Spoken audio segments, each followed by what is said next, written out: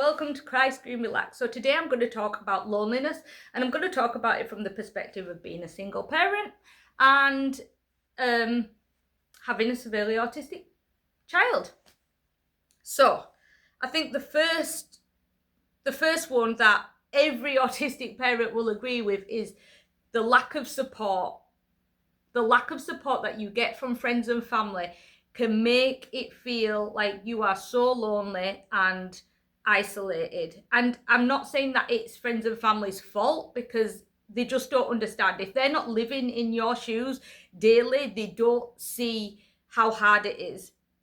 And people with all the best intentions in the world will try and give you advice, but that advice doesn't, the advice that you've got for your average child is not going to work on my severely autistic child. And I think because people are around you every day and they don't see the ups and downs and the struggle, they don't really know what to do. So then they tend to step away, and then you're still left being alone. You're still left being lonely. And that's just, it's so isolating when you don't have friends and family to support you in the way that you need. Also, depending on where you live, if your community does not have the resources to help with a severely autistic child, that can be really hard as well, because you just feel let down. Sometimes services are hard to access and you feel let down, you feel just alone. So yeah, that's the first one. The second one is not being able to do things with your friends. So, if your friends have kids and they'll say, oh, well, there's this event going on, there's, I don't know, like a family fun day or a farm day or something like that, it's easy for them to just like, yeah, let's go, let's do it. Whereas someone like me, I have to make this massive contingency plan.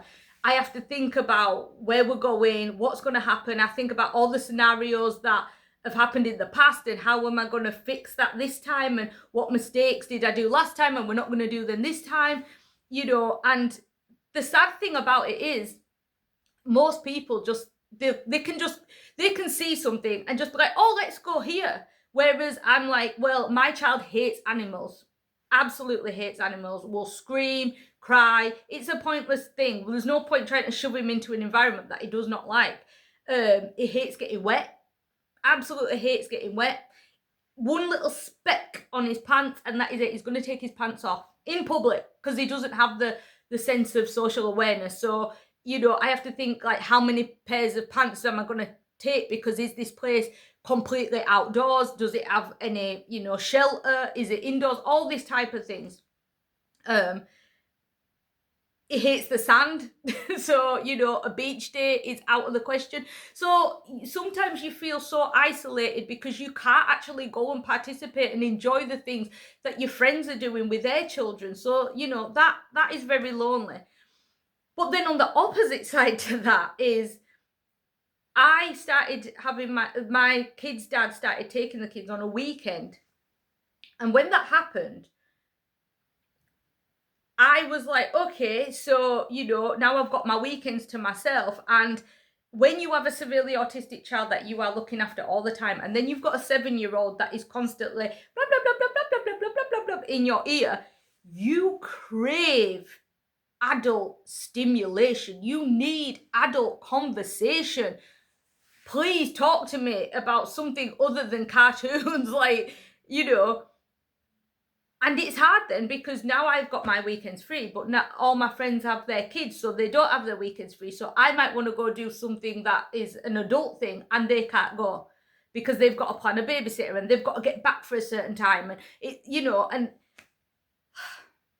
so on both ends, it's just a big fat, and it's just lonely, because then it's like, okay, now I've just got to go places by myself. And people might think, well, yeah, you just go places by yourself, but the problem with that is then it's okay to go places by yourself, but then you are stuck with your own thoughts. And sometimes that can be a downward spiral when you are just sat and you are having ruminating thoughts and negative thoughts. At least if you go somewhere and you're with someone, you can talk about different things. You can bounce ideas off of each other. You can laugh, and it takes your mind away from the negative. So, it's just a very difficult one sometimes. The third part of being lonely is the single element. I've been single for so long. When you have to do this life journey by yourself, it does become lonely. There's a difference, you see, because I've never really cared about being alone. I've always just been quite independent to do things by myself. But when you want solitude and it's on your terms, that's completely different. When you are sat by yourself and you're craving the attention of somebody, that then becomes really upsetting, because you're just like, I just want somebody to share this life journey with.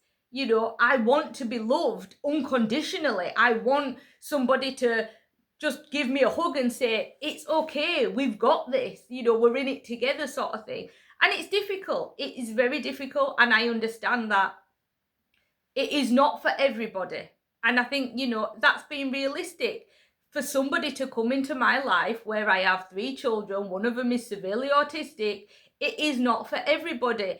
Meltdowns and sensory overload is very hard to deal with. And if you are not equipped to deal with that and you think, oh God, this is too much, then I get it, And again, to let somebody in, you have to know them for a really long time. Like, I couldn't just date someone and be like, oh yeah, I really like you, and then no, it's hard. It's very, very hard. And then on the opposite side of that, because I've been alone for so long, and I like the thing, I'm like, well, I don't want somebody to come in now and like ruin my atmosphere. I don't want someone to come in and if I decide I want to like change the wallpaper, I'm just going to go and do it. I don't want to be like, oh, I'm thinking about doing this. No, I don't want, like, I'm an Aries. I think that says it all. I'm a very independent, fierce person. Like, I'm just going to do things like spontaneously. I'm just going to decide that I'm changing the whole house furniture around. So sometimes I'm like, do I really want somebody in my space? But then at the same time, I'm like, it would just be so nice. So they're like the sections of loneliness when it comes to being a single mom with a severely autistic child. But if you are watching this video and you don't have autistic children, and maybe you have a friend or a family member, and you're thinking, well, I just don't know what to do. It's the small things. It's the small things. It's calling them up and saying, hey, I'm in the supermarket. Do you need anything? Do you want me to swing by and drop out off for you? It's, I've got a free half an hour. Do you want me to come and do some laundry for you, or wash up or something? It's, I've got an hour. Do you fancy going for a walk, around the park, along the canal? It's, have you got an errand that you need doing? Maybe I need something dropping off at the post office. Oh, I can do that for you. It's the little things. It's, have you eaten? Do you want me to make you some food and drop it off for you? We're not saying come in and spend a whole 5 hours in my house. It's literally bob your head in and check in. That's what it is. That would make the loneliness fade, because then you'd realize there's always somebody looking out for you.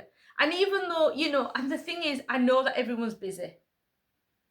Everybody is busy, and I get it. And people are thinking, well, God, I wish someone would do that for me. Yeah, I would completely do the same. But the level of the looking after a child with autism is far surpassing looking after children who are average, especially if you have a partner. If you have a partner, you've got someone to bounce off. When you're a single parent and you're running around trying to do it all, we're exhausted. I mean, look at the state of me. My eye bags are absolutely horrendous. you know, I am tired and I get overwhelmed and I get underwhelmed, and sometimes the loneliness just kicks in, and it's, you know, it's sad. And I would say for anybody who's watching this who maybe thinks about dating somebody who is a single parent who has a severely autistic child, I would just be like, listen, if you have not got any conviction of actually wanting to be with that person, then don't even bother wasting the time. Don't think, oh, well, I'll give it a go. I'll dip my toe in and see how it feels. Don't bother. Because we don't have the time. We really don't. So don't do that. So anyway, that was just a little video on loneliness. I know that there's so many people out there in my situation who are just probably thinking the same thing. And I feel you. I feel you. And I think the best thing that you can do is stay productive, okay? Do things that make you happy. If you love arts and crafts, do arts and crafts. If you like doing a 1,000 piece jigsaw puzzle, then do that. You know, if you want to binge watch some TV, I mean, you know, I think TV's crap, but whatever. You know, if you want to put on some 80s music and dance around the house, go do it. Like, do things that make you happy. Because once you are happy and you're content within yourself, you'll feel a lot better. Okay, I'm not saying that the loneliness disappears, but you will feel better, because I do. When I'm busy and I'm creative and my brain's thinking of different projects, like these writing projects and content creation, it makes me feel a lot better. But I just had to put this video out there because I know that there's some people that do feel very lonely in this situation. But yeah, okay, I will see you in the next one.